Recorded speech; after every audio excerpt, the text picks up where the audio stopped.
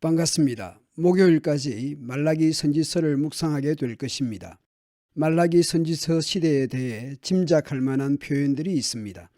말라기 선지서에서 총독이 언급되고 성전과 제사에 대한 말씀이 있고 자fon과 이혼에 대한 말씀들이 등장하고 있습니다. 그런 것으로 보아 포로에서 귀환한 이후 시대인 것으로 추측할 수 있겠습니다. 그리고 포로에서 예루살렘으로 돌아오긴 했지만 작은 영토, 초라한 성전, 주변 이방인들로부터의 위협, 경제적인 불안정, 제사장들의 부패와 타락, 그런 상황에 함몰되어 언약의 백성답게 살지 못하는 그들에게 말라기 선지자를 보내 하나님의 뜻을 전하도록 하셨습니다. 김순영 교수는 말라기 구조를 다음과 같이 설명합니다. 1장 1절은 표제입니다.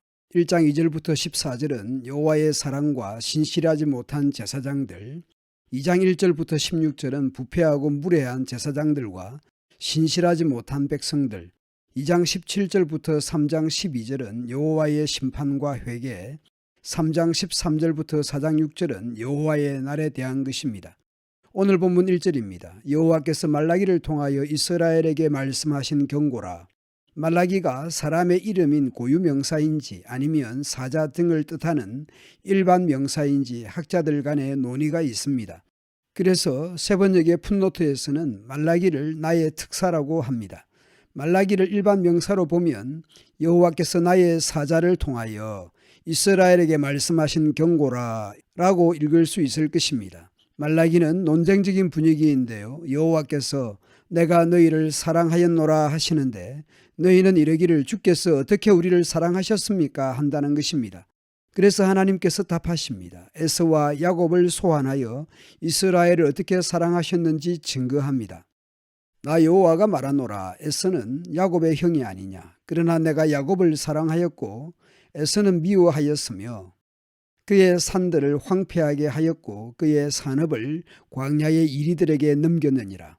그런데 에돔은 말하기를 우리가 무너뜨림을 당하였으나 황폐된 곳을 다시 쌓으리라 하거니와 나 만군의 여호와는 이르노라. 그들은 쌓을지라도 나는 흘리라.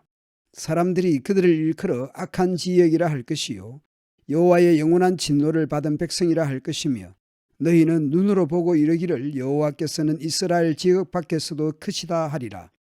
이 5절의 말씀은 11절 14절에서도 비슷하게 반복됩니다. 이스라엘 지역 밖에서도 크시다. 해 뜨는 곳에서부터 해 지는 곳까지의 이방 민족 중에서 내 이름이 크게 될 것이라. 내 이름은 이방 민족 중에서 두려워하는 것이 됨이니라. 하나님께서는 우주적 왕권을 가지신 분입니다. 하나님께서는 제사장들을 질책합니다. 내 이름을 멸시하는 제사장들아. 나 만군의 여호와가 너희에게 이르기를 아들은 그 아버지를 종은 그 주인을 공경하나니 내가 아버지일진데 나를 공경함이 어디 있느냐. 내가 주인일진데 나를 두려워함이 어디 있느냐 하나. 그런데 너희는 이르기를 우리가 어떻게 주의 이름을 멸시하였나이까 하는도다. 너희가 더러운 떡을 나의 단에 드리고도 말하기를 우리가 어떻게 주를 더럽게 하였나이까 하는도다. 이는 너희가 여호와의 식탁은 경멸히 여길 것이라 말하기 때문이라. 7절을 세번역으로 보겠습니다. 너희는 내 제단에 더러운 빵을 바치고 있다. 그러면서도 너희는 우리가 언제 제단을 더럽혔습니까? 하고 되묻는다.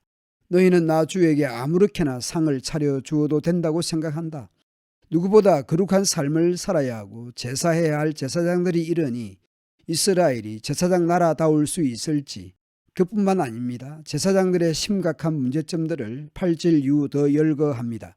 8절 이후 만군의 여호와가 이르노라 하는 표현이 반복됩니다. 가장 지극히 높으신 여호와 하나님의 말씀입니다. 그 하나님을 제사장들이 어떻게 대함이 어떻게 대접합니까? 너희가 눈먼 희생제물을 바치는 것이 어찌 악하지 아니하며 저는 것 병든 것을 드리는 것이 어찌 악하지 아니하냐. 이제 그것을 너희 총독에게 드려보라. 그가 너를 기뻐하겠으며 너를 받아주겠느냐. 너희는 나 하나님께 은혜를 구하면서 우리를 불쌍히 여기소서 하여 보라. 너희가 이같이 행하였으니 내가 너희 중 하나인들 받겠느냐. 만군의 여호와가 이르노라. 너희가 내 제단 위에 헛되이 불사르지 못하게 하기 위하여 너희 중에 성전문을 닫을 자가 있었으면 좋겠도다. 내가 너희를 기뻐하지 아니하며 너희가 손으로 드리는 것을 받지도 아니하리라. 하나님의 심정을 그대로 드러내십니다. 해 뜨는 곳에서부터 해 지는 곳까지의 이방 민족 중에서 내 이름이 크게 될 것이라. 각 처에서 내 이름을 위하여 분향하며 깨끗한 제물을 드리리니 이는 내 이름이 이방 민족 중에서 크게 될 것임이니라. 하나님의 선민인 이스라엘의 제사장들은 하나님의 제단에 더러운 것을 바치고 있는데 오히려 이방인들이 깨끗한 제물을 드리게 될 것이라 말씀합니다. 그러나 너희는 말하기를 여호와의 식탁은 더러워졌고 그 위에 있는 과일 곧 먹을 것은 경밀히 여길 것이라 하여 내 이름을 더럽히는도다. 하나님의 선민 이스라엘의 제사장들은 하나님의 이름을 더럽히고 오히려 이방인들이 하나님의 이름을 유의하는 것입니다. 너희가 또 말하기를 이 일이 얼마나 번거로운고 하며 코웃음치고 훔친 물건과 저는 것 병든 것을 가져왔느니라. 너희가 이같이 봉헌물을 가져오니 내가 그것을 너희 손에서 받겠느냐. 짐승 떼 가운데 수컷이 있거늘 그 서원하는 일에 흠 있는 것으로 속여 내게 드리는 자는 저주를 받으리니 나는 큰 임금이요 내 이름은 이방 민족 중에서 두려워하는 것이 됨이니라. 간혹 우리는 마음이 중요하다고 말합니다. 그리고 형식보다 내용이 더 중요하다고 말합니다. 맞는 말이죠. 그러나 내용은 형식에 담아내는 것입니다.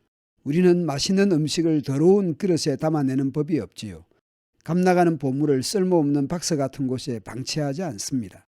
우리는 내용에 어울리는 그릇, 보관함 등을 준비합니다. 물론 형식만 갖추어서는 안 되겠지요.